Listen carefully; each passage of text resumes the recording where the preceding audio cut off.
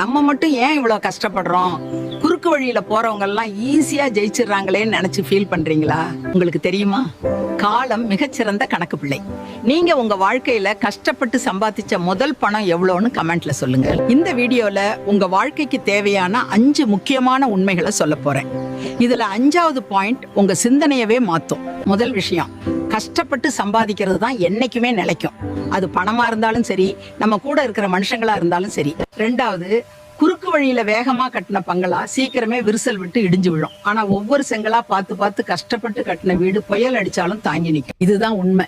ஈஸியா உழைக்காம வர்ற காசும், காரணம் இல்லாம தேடி வர்ற உறவும், தற்காலிகமா ஒரு சந்தோஷத்தை கொடுத்தாலும் ஒரு கட்டத்துல உங்க நிம்மதியவே பறிச்சிடும். ஆனா உன் வியர்வையில வர்ற 1 ரூபாயும் உனக்கு நிரந்தர நிம்மதியை கொடுக்கும்.